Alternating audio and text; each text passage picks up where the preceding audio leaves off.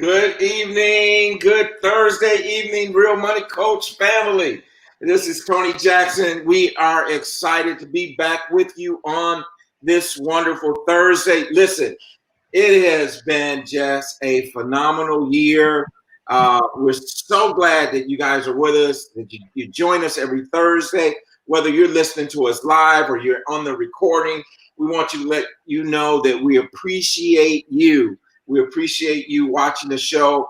And like we said, we want to bring you information. And listen, we talk about real. Real is for relevant, educational, actionable, and life-changing information. That is the Real Money Coach. So you know how we doing the Real Money Coach. Put in the chat box where you're listening from. Where you're listening from. What part of the country are you in? Are you one of the Charlotte folks? Are you in Michigan or one of the other states, California? Let us know where you're listening from. We are excited about our guest tonight. We have a gentleman who is absolutely phenomenal. I met him through the PNC conference that took place in October. Dr. George Frazier's conference, as you all know, went.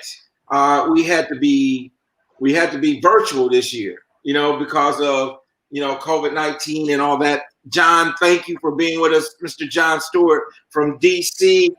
And so it was a phenomenal virtual conference. If you have not had a chance and you didn't get a chance to attend that conference, I highly recommend the virtual recording is available. And so we want to got to let you know, if you want to know more information about it, if you haven't seen it on social media, just email us at info@therealmoneycoach, and we'll get you the information if you would like to get the virtual conference, the recording, the replay. Listen, Chad, good to have you here. Chad, he's my buddy. He's my Michigan buddy. And we've been taking a beating, man. We've been taking a beating on this whole football thing and this whole Ohio State thing, right? So, but we still faithful, man. We still faithful. So I'm glad to have you here and everybody else. Listen, I'm just wondering, how many of you out there are just really excited about seeing 2020 go? I know there's a lot of people that say, hey, listen, we've been through a lot in 2020. And we're ready for 2021 to start.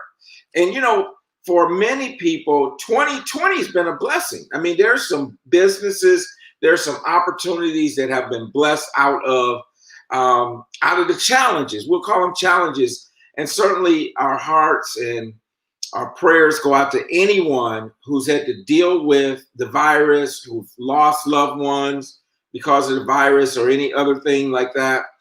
But, it's just, I remember Mom always said, you can either make lemonade, right? You can make lemonade out of lemons, right? So you can make the best out of everything. I want to give a shout out to Ruth Bell. Ruth Bell is in the house. She said, Ruth Bell in the house, Charlotte, North Carolina. Dr. Benita Harris is with us from Charlotte.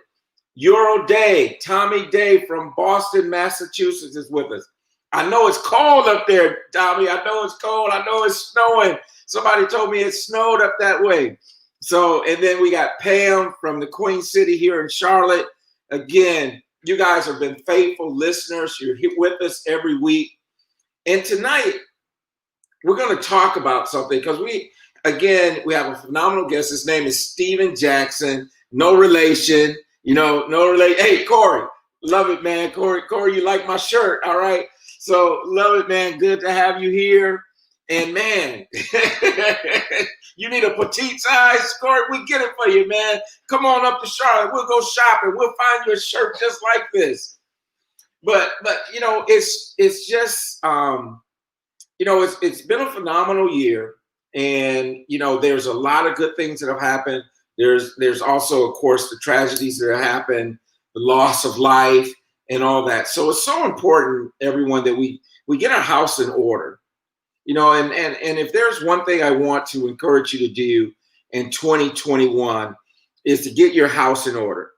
whether we're talking about life insurance, whether we're talking about getting or getting your will done, or all those things that we've been talking about for the last 9 months, is making sure we're getting those things done.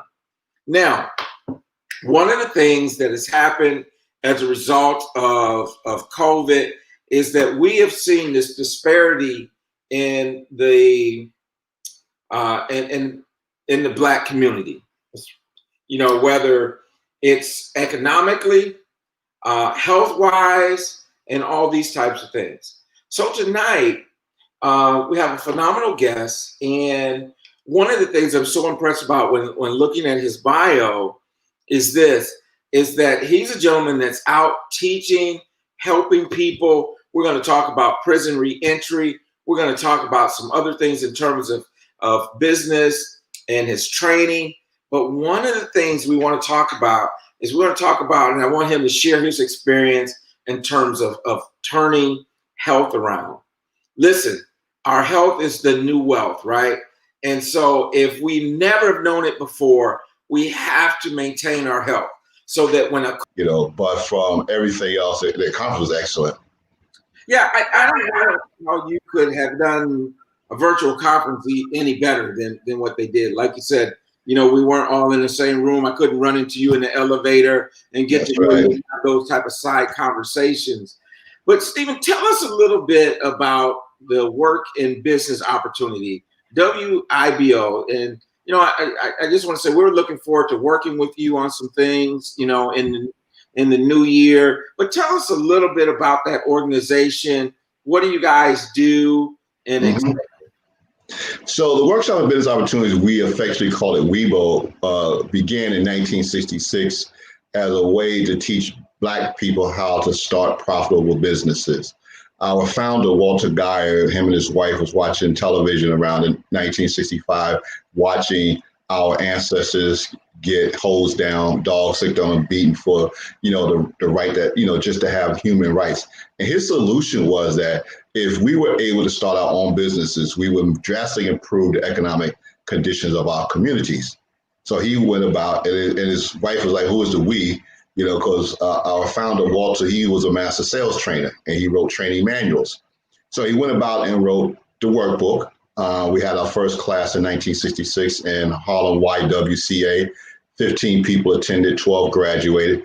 And that's what we've been doing for the past 55 years, is teaching people how to start and grow a profitable business. Our workshop has been taught in different states and different countries. The workbook that we utilize, which is the foundation of how we facilitate conversations about starting a business, has been translated. It was translated naturally in Spanish, but it was also translated in Mandarin, taught in mainland China. It was translated in Tibetan, taught in Tibet, also in Sofia, Bulgaria. And we also have 5 affiliates here in the United States that also license our program and teaching in those cities as well. So we have close to 19,000 individuals who have graduated from our workshop. We have individuals who are still running businesses for more than 25 and 30 years. We celebrate them. It is a program, we say WIBO works because it does work. And what makes it work is that we don't teach you how to start a business. We facilitate conversations around a workbook that's asking you a bunch of questions. So our workbook is about 300 pages. More than 250 of them are questions. And as you answer these questions, especially in a room full of people also working on their business, it's that peer-to-peer learning. You need to see your business idea through other eyes. And that allows you to see some things that you may not have seen, and allow you to avoid some mistakes in the real world if you was actually launching your business. We don't focus on the writing of the formal business plan. We focus on launching you in business wherever you have the resources to begin at. And there's one young lady I talk about who exemplifies all this. She's a recent graduate of our program. So when she started out a few years ago, her company is Miss Spuds, everything potato, no gravy. She had like a couple of portable fryers, and she did events with those portable fryers, making her French fries and her special sauces and stuff. And then she started adding a few things. She came with this concept of seafood fries and different things. Well, now she has a food truck. So you started with, small outfit, two Fryers, portable. You build a following, you build capital, you reinvest, and now you get someone else to come on and say, hey, I like what you're doing. Can I be a part of this? And now you have, you move into having a food truck. And that's what business is all about. It's not about running around and getting someone else to fund your business. It's really about how can you start? What are the resources you have? We talk about serious bootstrapping, So that's what makes our program work. Well, that's you I think that's feedback, but you mentioned that you're in 5 different affiliate locations. Yes. What are those locations? We're in Waco, Texas. We're in Shreveport, Louisiana. We're in St. Louis, Missouri. We're and also in Bridgeport, Connecticut. Okay, awesome. Mm-hmm. Now, you're talking about growing a business from the bootstraps, right? Bootstrapping this thing. And, one of the things is we, talk all across, the state, everyone wants to talk about access to capital. How do we get access to capital? And it seems like access to capital is one of those hurdles, especially for minority businesses, historically underutilized businesses, et cetera, et cetera. So what would you say to the person who feels like they're kind of locked out because of the lack of capital or access to capital? Talk a little bit about that whole bootstrap. I mean, so, we need to be more. Our philosophy is to teach you how to utilize capital. Even if you have capital, you don't know what to do with it. It's not going to help you grow your business. And the example of that is I started my company after I watched 2 guys from Wall Street take a $250,000 investment from an angel investor. And they had office space, they had brochures, they had a secretary, president was going to have $50,000 a year salary, vice president had a $35,000 a year salary. And in the course of 6 months, never got a client and went out of business.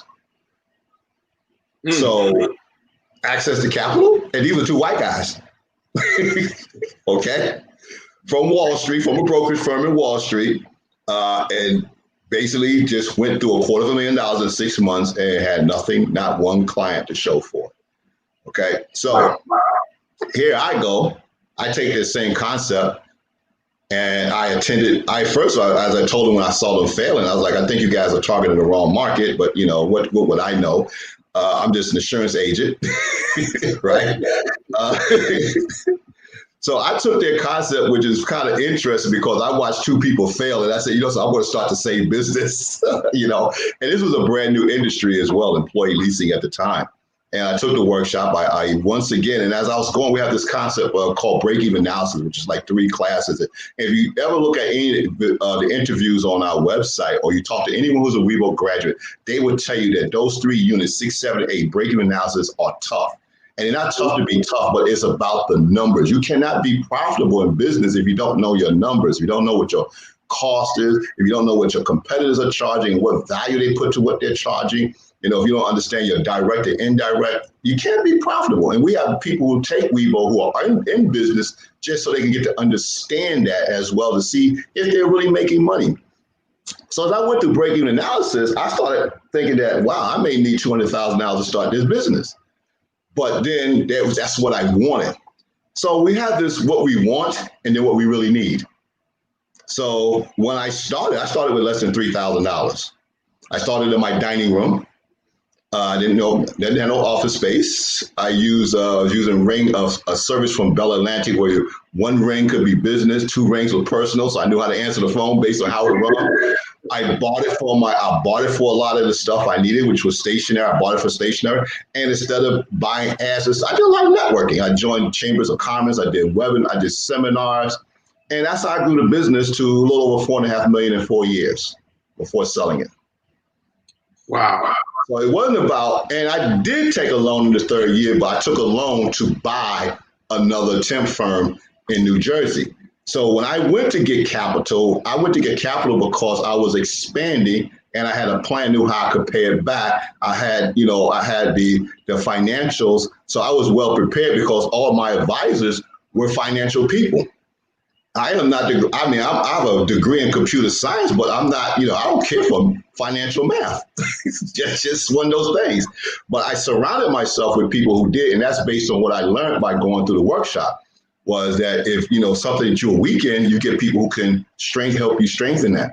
But the most important thing I learned was how to utilize the resources that I have access to versus running around with putting together a business plan, looking for capital. Now I did complete a business plan once the business was started up and running. That's what I utilized to get my first loan, which is like about 2.5 years later.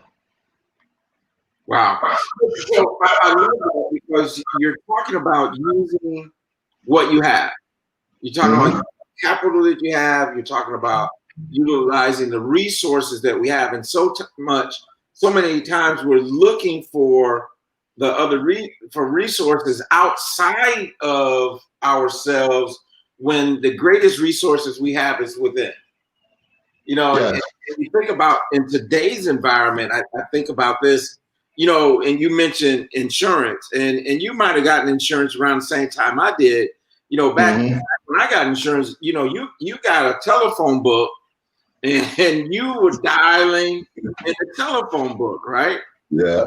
Now look at all of the resources we got to reach people. You got Facebook, you got Instagram, you got LinkedIn. And if you just go through your friends on Facebook, we got thousands of friends, right? If you just go through that, you got a whole market of folks that need what you do. Yes. Need what you do right there. So let's shift a little bit and tell us a little bit. I think this is interesting because I have a very good friend. Give a shout out to him, Tony Mitchell. Very passionate about prison reentry programs. He's in Michigan. He does a wonderful job. Very passionate, cares about that. So talk to us a little bit about what WEBO does in terms of prison reentry and those type of things. Well, and around the neighborhood much earlier, I inherited this program, but for a number of years, WEBO has provided scholarships to those who just came home, reentry into civilization to go through the same workshop and start their own business. And our focus last year and early this year was to actually begin to teach this program inside the prison before they get out. Once someone gets, is released, they got so many things they got to deal with. They got to get their IDs and Social Security, housing, whatever. If they got any medical ills, they got to deal with that. Then naturally, you got a parole or probation officer saying, you got to look for work as well. So we thought it would be a great idea if we can go inside the prison and start to teach it there before they get out, along with teaching them leadership skills. So that they can change their mindset and be able to deal with the stresses of growing a company. So COVID happened, and that kind of prevented us from doing that. And fortunately for us, our grant foundation, which is the Gutenstein Foundation, which is a great family that's been supporting this since about 2016. They've been on board supporting this. What we came up with was, since we're virtual, we opened the program up to anyone in the country who's been released within the last 2 years. Not only that, we will make the technology available to them so that they can participate. That means a laptop or something like that. We can get that to them, allow them to participate in the workshop. And they will keep the laptop if they can meet the criteria of registering their business, opening a business bank account, and generating $200 in sales. So they even get to, that's a tool they get to keep, not just from going through the workshop, but also putting their plan into action. So that's where we're focused on now. We have a 10-week workshop. Our traditional workshop is 16 weeks.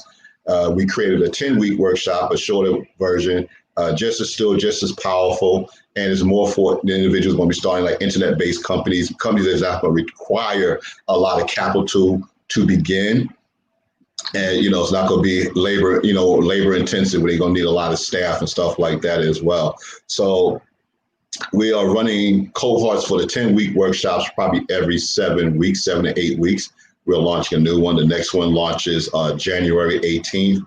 And like I said, if you've been released in the last 2 years and, you got documentation proving that, the workshop is free to you to be able to take. And then, once you graduate, you have all the resources that we offer to any other graduate, to help them launch and grow their business.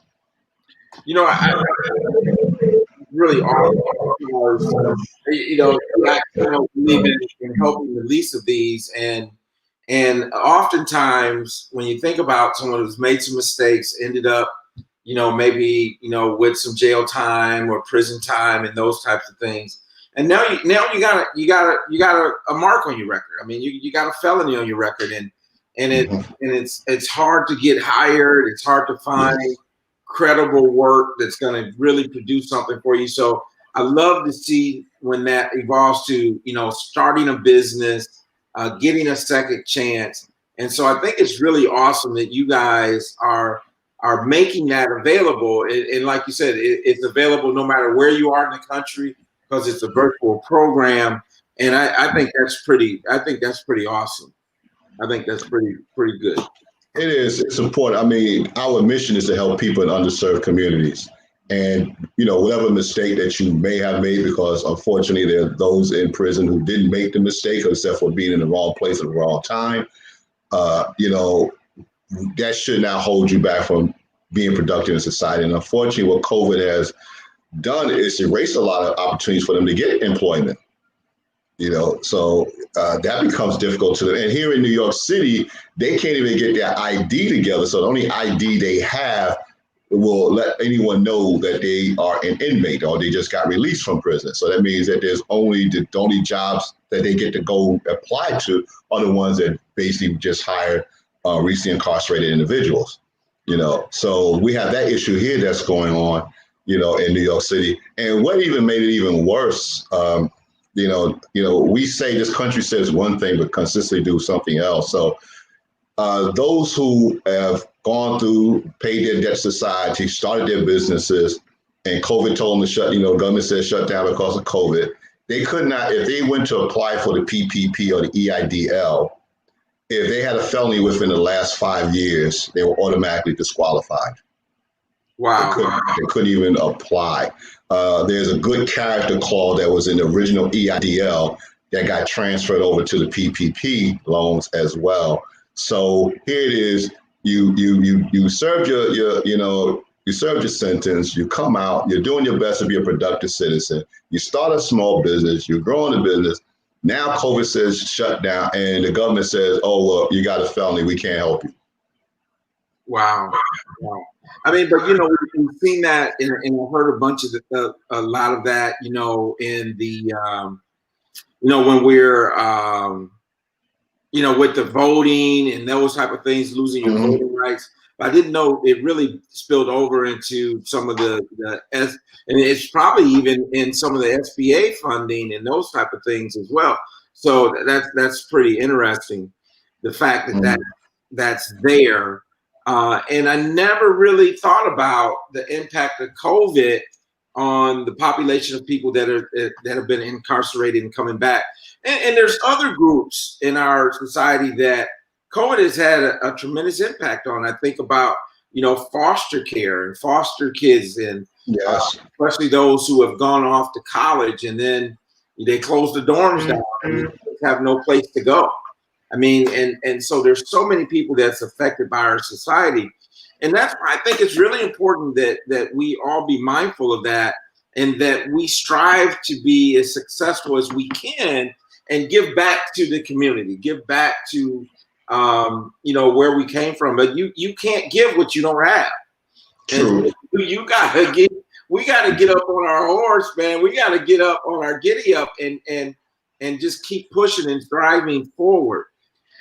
The other thing that I want to really change the conversation to is your business, the Healthy Lifestyle University.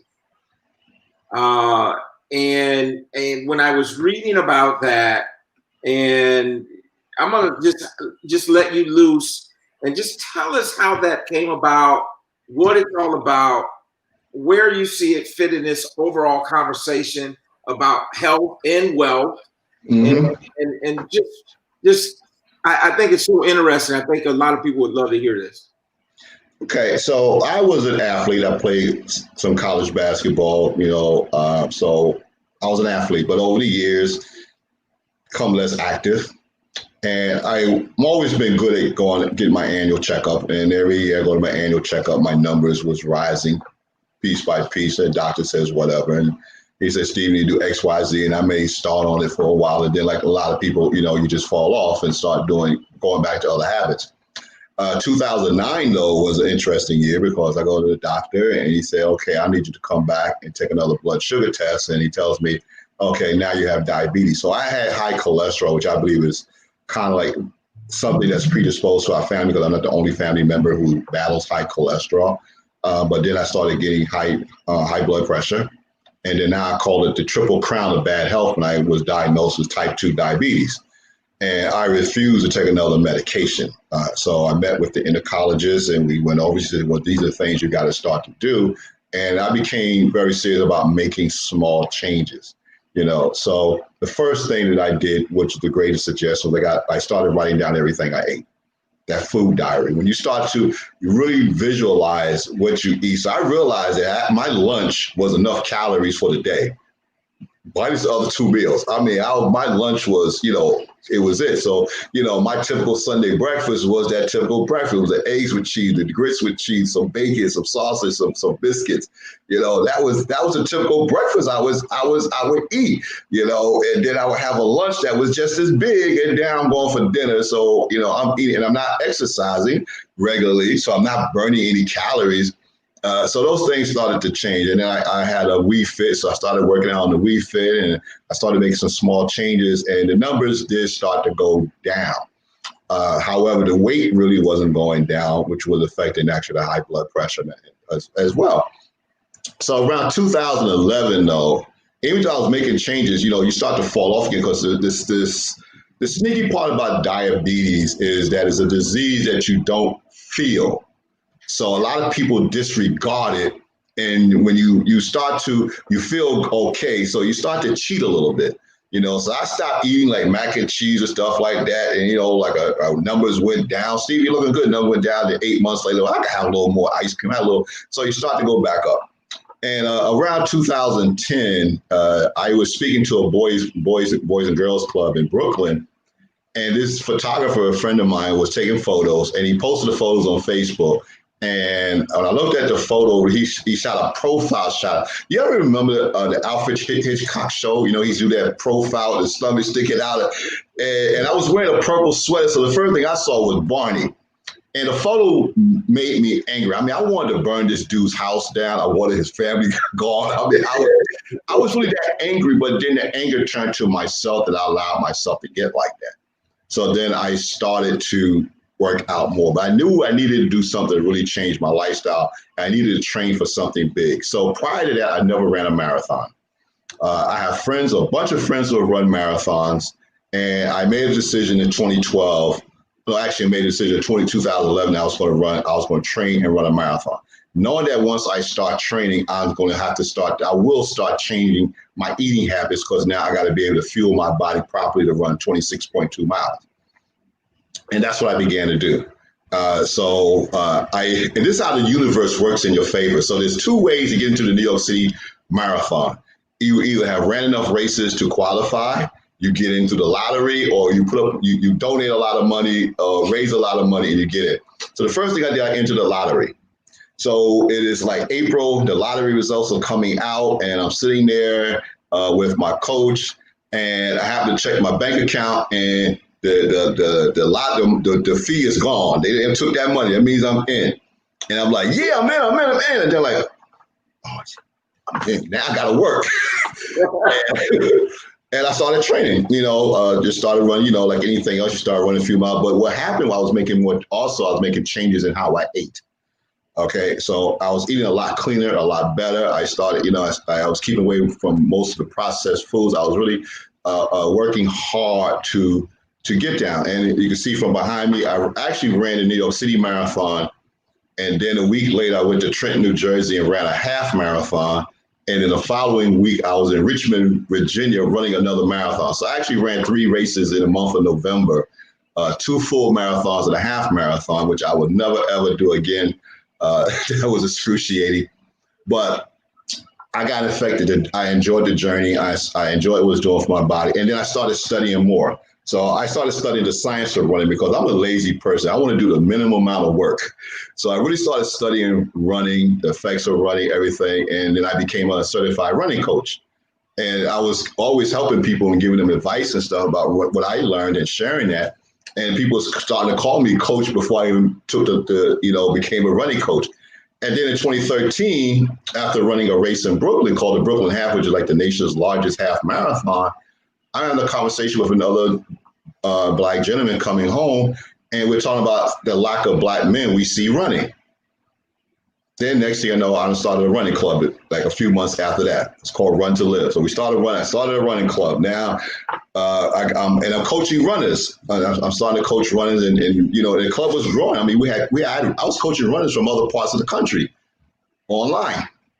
And the Healthy Lifestyle University came because I got more involved in understanding how food affects us. Food affects our DNA down to the cellular level. So what we eat is who we do become. And I became a certified nutritional therapist and a sports nutritionist. And I also realized that because I love to run, running is not the secret sauce that's going to help everybody else get healthy. You need to find what they love to do and begin to do that. For some people, it could be dancing, it could be Zumba, it could be bicycling, whatever it is, but give them information that can help them make good choices. We have a $60 billion diet industry that basically deceives people to keep making money. Because no diet, anytime you deprive your body of a food that you enjoy, when you let that food back into your life, you're going to gorge on it. The secret to gaining and maintaining a healthy lifestyle does not come from dieting. Okay, it comes from, yes, burning more calories than you ingest, but also it comes from understanding your choices of food as well. We have a food industry here in this country that prefers profits over quality. We don't have a food culture. If you think about it, we eat food everywhere. Matter of fact, we won't even go to some place if there's no food being served. We eat food in our car. People be on the subway trains here in New York, eating food on the buses, eating food anywhere we at. Food is going to be there. I remember I have a church above me. There's a church in Mount Vernon, right? They was calling themselves doing a health fair, and they were serving fried fish. Like, that's an oxymoron, but that's what the people was expecting. So you got a fish fry, and then on the other hand, you said you have a health fair. I'm thinking to myself, like, do y'all see what's wrong with this picture? So that's what we've been doing. We created a program called I'm Battling Against Diabetes, where I help teach people how to really battle against type 2 diabetes, how to bring the numbers down, by just starting to make small changes in your lifestyle. If you drink 5 sodas a day, start with drinking 4 and drink an extra glass of water. Change comes with slow, and it's easier to manage small goals than it is that big dream. So we help people manage small goals, right, to make some small changes that becomes a new lifestyle, and then they can start to see improvements in their life. But I do think that's awesome, and you made me think when you said that story about the church. It's like so often in the church, and like if you want anybody to come to your program, you better have some food, right? Because we do everything around food. And I was just so inspired by, your story and what you shared there, and just thinking about as business owners and as we've been in this COVID situation and people just aren't as active anymore. You think about, and I was, for many of you, maybe saw the series about first ladies. And one of the things that Michelle Obama took on was the food nutrition program. Yes. at schools. And I think you and I in our conversation talked about how because they put tomato paste on a pizza, they call it a fruit, or a vegetable or what have you. Mm-hmm. But in that story, it just talked about how much backlash that she received from the fact of wanting to turn that nutrition around. Because like you said, it's a money thing. Yeah. And so much of what happens in our society, I mean, we're talking about racial inequality. We talk about the food. We talk about health. It's all economics, people. It's all economics. And I can remember having a conversation Corey Vu was on earlier, and how, it's economics. So much of what we complain about that's happening in the Black communities or in low income communities, it really boils down to economic issues. And It is. And what I, over the years, what I started looking at is if you look at the availability of foods that's in the hood versus what's available in other areas, you understand it is all about a certain amount of economy. So you're going to find the majority of the Popeyes and everything else within our communities. What you don't find, or well, now they're starting to add it, but you don't find, like here in New York City, we don't have, you got a good neighborhood if you can have a farmer's market where you can get some fresh fruits. Now some of the bodegas, and we have these little grocery stores called bodega, they're starting now to carry more fresh fruits and vegetables. Access to that helps a lot. Understanding those things. So it's immediately, your neighbor's been gentrified when the Whole Foods bill's in there. That's what that means you get a better, So when a Whole Foods come to your neighborhood, you know that your rent, your mortgage, whatever, is going up. You're now part of the gentrification process. So if you're in the hood, then your food choices is not as optimal as they would be in, say, certain suburban areas. And that's, if you think about it, that's by design. And really think about it, how do so when we look at our youth that's going to school on a regular basis. So your parent, first of all, the parents at work, so the parent may be gone before the child has to leave. So the child's responsible for his breakfast, which probably would be a Pop-Tart or something sweet that he can put in. He stops at the corner store on his way to school, gets some more sugar. So now the child gets in school. He can't pay attention because he's hyped up when he's on the sugar rush. And then by lunchtime, he's crashed and burned. So the rest of the afternoon, now he's asleep because, he's tired and drowsy and still not going to learn anything. This is what we do. This is what happens in the educational system because they're not providing good, adequate nutrition. So here's what happens in our society. If you start to read labels, you will see that just about every food group that we eat, every processed piece of food has sugar in it. Sugar is and sugar has basically the same addiction properties as any other drug because the brain runs on glucose, which is a sugar, the pure natural sugar. And traditionally, our ancestors didn't get that much sugar in their diet. So when the brain got some sugar, it was like, yeah, I got sugar. Now we have access to it. So now it's like a continuously wanting of sugar. Okay, which is one of the reasons why we have high cases of beginning to get diabetes because we ingest so much sugar into our system that we overload our pancreas. It can't pump out enough insulin. It starts over pumping. So now if the body can't digest we can't get rid of the rest of the sugar starts to settle in other areas. That's one of the reasons why you see people get amputated who have diabetes because so much sugar is just got heavy and started, into the lower extremity of the bodies. So, but why do we put sugar in food? Once again, it creates a craving. So a lot of people think that they have a sweet tooth or think they have this irresistible craving. It's not a natural thing. It's a manufactured process thing because of profits. Wow. It's just like, so here, I give you one second. Cheetos, a scientific food, right, that was designed to be so light in area that you will never know how many you eat. Because you feel like you're not eating any, it's so light, it's so air, you just keep popping your mouth. You don't feel like you're eating any calories. Scientifically designed to make you eat more. So this is what we have in this country. Now we go over to France. France has a food culture. First of all, they all sit down and eat dinner at a specific time. They don't eat leftovers. They eat at a specific time of the day. Everyone's at the table. They eat together. Here in America, we're in front of the TV. We're in front of the car. We eat, and actually fast food restaurants in France close down at certain hours to understand that people are going to go home and eat. That's a food culture that's not worried about being profitable over the health of their citizens. Here in the U.S. It's really so, like I'm quite certain that some people watch some of the documentaries on food and have, seen some really stuff that probably say, yeah, I think I would swear off of, eating anything. I'm gonna grow my own food. It makes you want to do that at times as well. But my thing is, if you stay out of the center aisles of the supermarket, you'll do a lot better.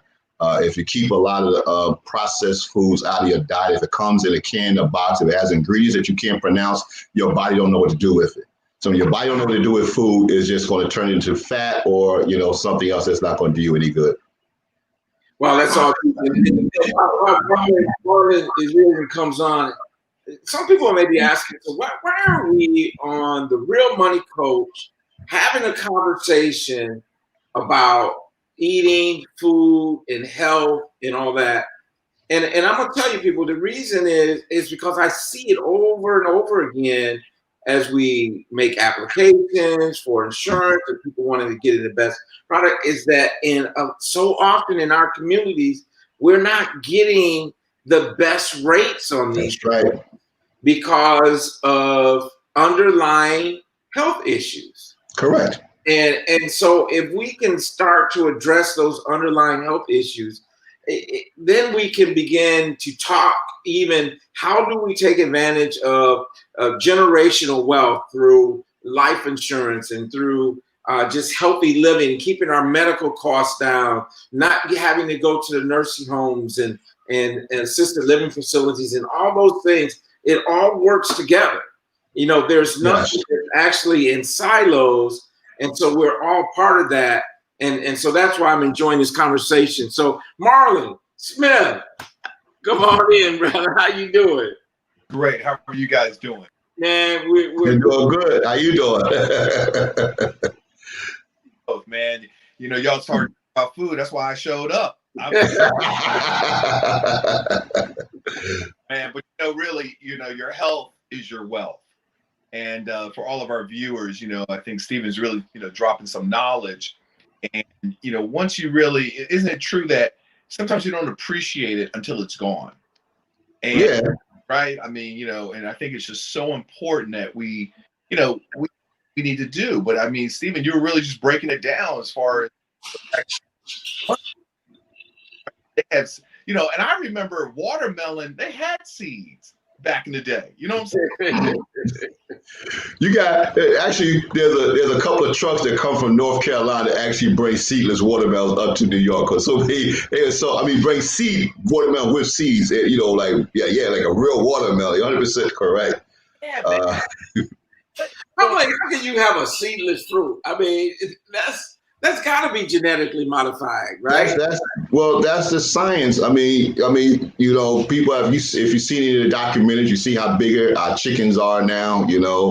How they're grown, and So we have, like I said, we got a food culture that is taking considered profits over us. But the reason that I consistently talk about the healthy side, even when it comes to entrepreneurship, is that how can you have the energy to really run a business if you're out of shape, if you can't be attentive. And like I said, if say for me as a type 2 diabetic, right, I gotta consistently make sure I get the right amount of sugars into my body so that I can always be alert. So I got the energy to do what I need to do. Okay. Even when I was training for me for running marathons a little differently because like I said, I have to watch my sugar intake, but at the same time, my brain runs on sugar, it runs on glucose. So I have to change the sugar that I get. So there's two types of sugars.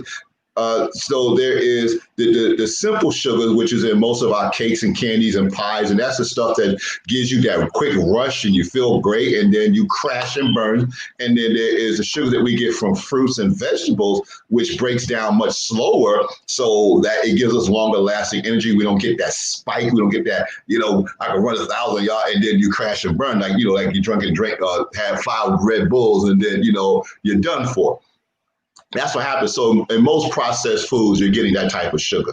You're getting that quick, simple sugar that's going to overload your pancreas at some point in time. So like I said, it's understanding, just start to make some small changes. So now when you're eating better, you have more energy, right? And by having more energy, you can now be more attentive to your business. You got the attention span. You're thinking clearer. You're feeling better. And one of the reasons that people sometimes give up on their journey is because they don't see those immediate changes. So here's my advice to everyone. You got a scale, throw that thing in the closet. A scale is not the barometer of how healthy you are. Okay, even the BMI, which is based on height and supposedly weight, is also not a good indicator, because here is, I tell you, Dwayne "The Rock" Johnson, his BMI, he would be classified as obese. Now, I don't know about you, but I'm not running up on Dwayne and call him obese. That's not going to happen. But by BMI standards, he would be considered obese, just because of it's just a bunch of numbers, that some mathematical equation for insurance companies begin to judge how much we want to charge you for insurance. Body fat is a better percentage of, if you're under 30% body fat, you want to start to work to get that down. But understand what your body fat percentage is a better indication of how healthy you are. Understand your cholesterol, your blood pressure. Those are things, your pulse rate. And with COVID-19, you should be measuring your blood oxygen levels. That's with an oximeter. I actually have one. I've been having one because I use it for my runners, but this actually measures my blood oxygen, put it on there. If it's a 98 or better, that means I'm still good. Now, I've been doing this every day since COVID, because this bad boy go to 96, 95, I'm going to the doctor immediately. Because that's what COVID does. It affects the oxygenation that gets into your bloodstream. It clogs it up.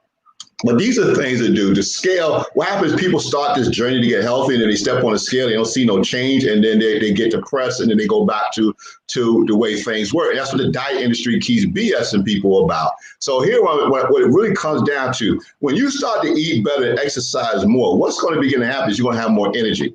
What will happen is that your body will start to readjust, right? Your clothes will probably start to fit a little differently, but you won't see a change on scale to maybe a month, past a month later. You're not really losing the pounds, but you're gaining a little bit more muscle because you're exercising more. So the muscles start to swell a little bit more. And the bigger your muscles get, the more fat you burn. Okay. So now you're burning off more fat. So your fat percentage is now going down. Right. So those are the changes you begin to see, like in the first 6 to 8 weeks. You may not see that you lost 10 pounds or you lost 5 pounds and stuff like that. But so when I started training for my marathon, the first thing I did, I stopped worrying about my weight. I said, my focus was to get healthy, to get healthy. That was my number one focus, to get healthy, to be able to run 26.2 miles and not die, collapse. Okay. Basically, that's what I really wanted to do. So I would step on a scale once every 2 weeks.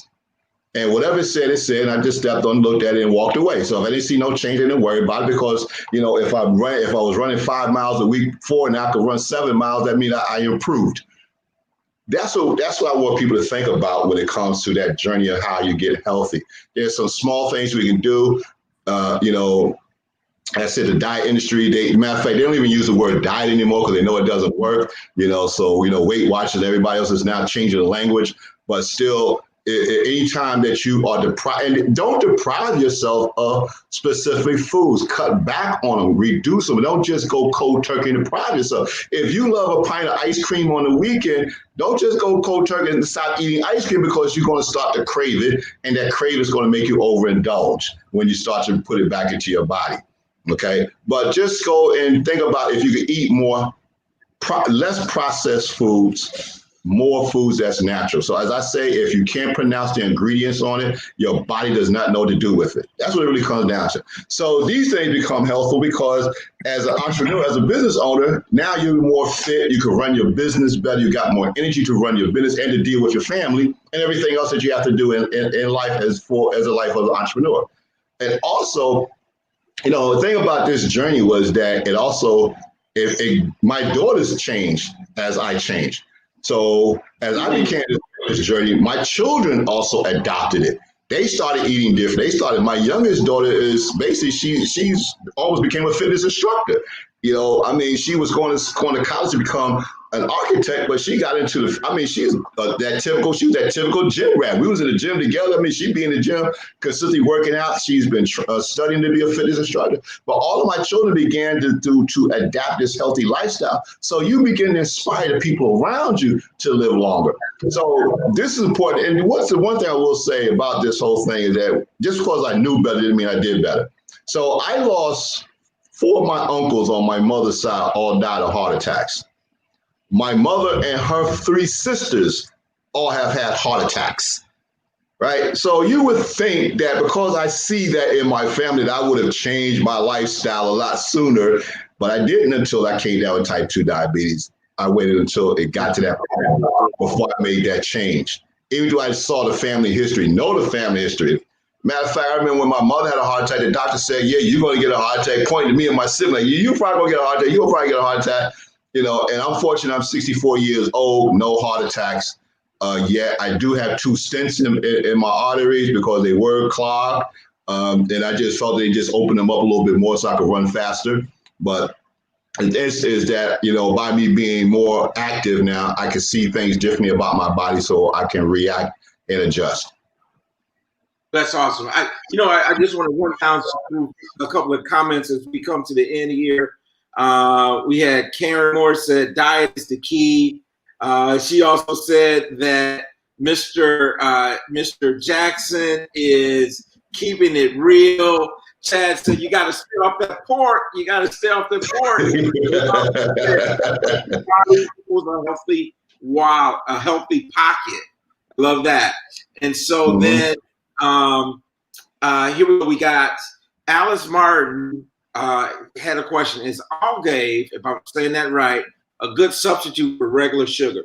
I don't know if anybody knows. I'm familiar with Algave, and I'll be honest with you, any of those would be a substitute for regular white sugar. Regular white sugar is that simple process, the most dangerous. I mean, that's that stuff that our aunts and grandparents, you know, they dumped a whole 5-pound bag with the Kool-Aid, and you may not know it.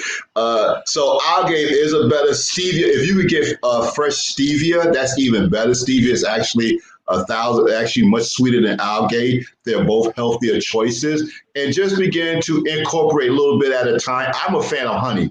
Honey is pretty much one of the best natural foods out there. So I mostly will use honey as opposed to Algave or stevia. But that's just me. And the last thing I want to say, we never tell anyone about what your lifestyle eating should be. I never get into that conversation. That's a personal choice. So if you want to be vegan or vegetarian, those are lifestyle choices. I'm more pescatarian, but I will eat I will eat a steak probably maybe twice a year. And usually I'm somewhere on the road where I can get to a good steakhouse that I know they make a great steak. That's pretty much me. Other than that, I don't care much for red meat. But those are my choices. Okay. I never tell anyone that you need to be vegetarian. I never tell anyone you need to be vegan. I never tell you, we don't do those things. You would choose. We just say learn to eat smarter, whatever your lifestyle is. And listen, this is great information. Congratulations to Stephen on his successful health journey. How can I join the Healthy Lifestyle University? Well, here's the interesting thing about that. It's mostly on Facebook. I had actually, because when I took over Webull, I became less active. I gave it the running club a little over a year ago. But you can find it HLU on Facebook, Health Lifestyle University on Facebook. There's a lot of content there. I am going to, when we go on sabbatical, we're taking December 18th, we're actually going offline with Webull. And one of the things I was going to focus on was getting the Healthy Lifestyle University website back up. I've gotten a number of comments from people who say, hey, Steve, what are you going to do this? So all the content will be back up, and especially the I'm Bad program, I'm Bad Against Diabetes. We provide a lot of great information there. But you can join the Facebook page, and from there, we'll keep you abreast and share tips and stuff like that as well. Great. And the same thing with our Webull. With our workshop page, we all actually just go to webull.works. So it's WRKS. There's no .com, anything like that. It's just webull.works. That's our tagline, because Webull does work. If you're interested in our 10-week program, you right there on the front page, you can click and sign up and read about it and sign up. Or you may want to take part in our 16-week program that will begin in February. Awesome. Mm-hmm. Here we got Dr. Harris has been off pork for 7 years, off 4 for beef. Tommy Day said, knowledge is power. Thank you, brother. Donna said, thank you. 3 months so far off of beef, 20 years no pork for Chad. Love that, guys. I tell you, my wife is to me is an example of someone who takes eating very seriously. I don't even know the last time she ate meat. So, you know, Right. both of them. So that's a whole nother story. So we got to fix that. But I love it. Now, here's the thing, folks. Again, we got Weeble.works, and he mentioned the Facebook. So I gotta put in there for us, guys. Make sure you go to the Real Money Coach and join our Facebook group. I'm not talking about just the page. You can go to the page, you can like the page, but we want you to be part of the Facebook group. So if you go to Facebook/group/The Real Money Coach, go there, become part of this Facebook community of The Real Money Coach. And we're just excited about this. And again, does this meet our threshold of what we do? Yes, it does. Was this relevant information tonight? Ask yourself that. Was it educational information tonight? Was it something that you can put into action? And can it be life-changing for you? And I think if you look at that criteria, there is yes. And so for that reason, Stephen Jackson, I love the name. You got the right name, brother. You got the right being part of our show tonight, man. And you know, just hang out with us in the green room for a minute. And we're gonna bring Marlon back on the screen. I know Marlon's had some technical difficulties tonight, but I think he's set to come back on the screen. We'll bring Marlon back. Hey, Marlon. Hey, how you doing? You back, bro? Yeah, I'm back, man. I'm back. Hey, so I'm you know, wow, Stephen, thank you. And Tony, this has been really phenomenal because your health is your wealth. And as you heard Stephen talk about, you know, some of his family members and you know, it's one of those things where we have a choice. And I think being conscious, being intentional, you know, because really, you know, stress, it's not always, you know, what we're eating, but also what's eating us. It's a whole, all interconnected. And I think, as Stephen said, for those of you, you know, entrepreneurs, business owners, for you have the energy, it really comes down to, you know, having the proper fuel, right? You know, and also getting rest, drinking water. You know, one thing I want to share with everyone is I think we should start, you know, because even with vegetables and fruit, there you go, Stephen. Thank you. I mean, really, I've heard you should drink the number of ounces half your body weight, right? Correct. And, you know, and that's just a very simple thing that you can measure every day, right? The other thing is, you know, one thing, we had Dr. Dennis Kimber on, you know, some weeks ago, and he shared with me how he always has a salad every day, you know, because, you know, the raw vegetables. And, you know, for those of you, you know, that have studied, you know, look at organic. I mean, you know, that's one of the things for, you know, my salads, I get organic. It's a little bit more, you know, pricey, but it's worth it long term, right? So that's, again, another strategy. So again, yeah, this has been a phenomenal show, Tony and Stephen, and we got Chris Jackson, you know, running. Hey, we got 3 Jacksons on here tonight, Marlon. Yeah. That's Smith, brother. We represent, you know what I'm saying? Yeah, I just want to add one very important thing. So for everyone who's been watching tonight and you're considering making that change, my advice to you, start doing it tomorrow. Don't make this that January 1st.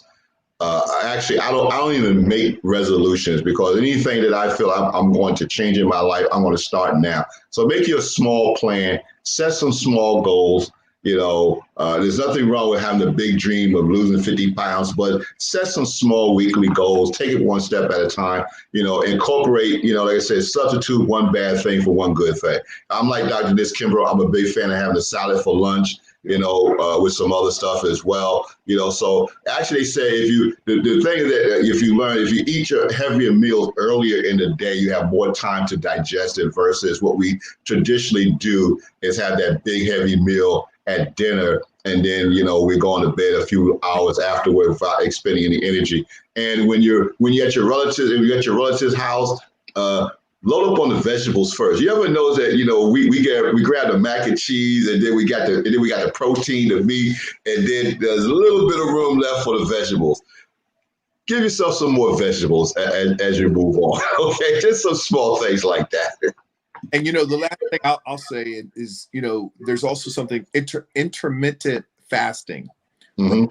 So I just encourage us to really, be. And another little trick is, when you eat, I learned this. You take whatever you're eating, right? You then put your fork down and let you chew the food, right? Because many Yes. Enjoy the food. Yes. many times we're just unconscious and we're just stuffing ourselves, right? So again, little things like this, but this has been fantastic because again, your health is right. I mean, that's really what we're talking about. And I want to thank you, Stephen, because, for what your commitment is. And again, you can always say, fruit far from the tree. And so even for children to be who they are says a lot about when. And I want to say thank you, as one father to another. Thank you for being a positive role model where the ripple effect, because that's what it's all about. So thank you so much. Thank you. And Yeah, great. thank you. Awesome. And I know your daughters are following you, entrepreneurship, your healthy lifestyle. Who we are, our children becomes. Yep. So you gotta remember who we are, our children will become. So they always model us, they always look at us, they observe us, even when we think they are not observing us. Right. So when my children saw me serious about this healthy lifestyle, that's when they got serious. If you want your child to make a change, you need to make the change along with them. Can't tell, hey, you need to do this, and then you do the opposite. Absolutely. Marlon, how about you take us on out? Chris, you can take us down. Appreciate you. Another great show. Another great. Thank you.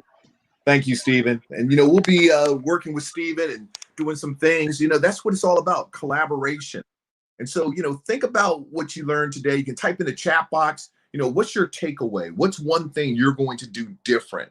The reason why we say this, because it's not about just listening. It's about action, right? Faith without works is dead, right? And so one of the things I wanted to say is, as we really think about this, this year, I think we're up to about 290,000 deaths, COVID related. And, my heart goes out to all the families that have lost, loved ones, as well as those that are in the hospital right now. And I just want to encourage us to realize that when you can do that, that means you still have an opportunity. There's more for you to do. And so having said that, on behalf of the Real Money Coach and this movement, we want to say thank you. But as Tony said, come join us. Join the Real Money Coach Facebook group page, because we are really, rocking and rolling. And that's where we do special things for that group. It's a private group, but we want you to join us because, again, each one teach one, each one reach one. So on behalf of the Real Money Coach and the Jackson brothers, I'm cracking myself up, right? We got Tony Jackson, Stephen Jackson, Chris Jackson, Adrian Jackson. I mean, Adrian's a lady. So the three brothers and a lady, and this Lone Ranger, Marlon Smith. We say thank you, the Real Money Coach. And remember, a vision without action is just a dream. A lot of action without a vision is merely a passing of time. But a vision with action can change the world. We'll see you next Thursday. We have a very special treat for you. And remember, your health is your wealth. Stay blessed.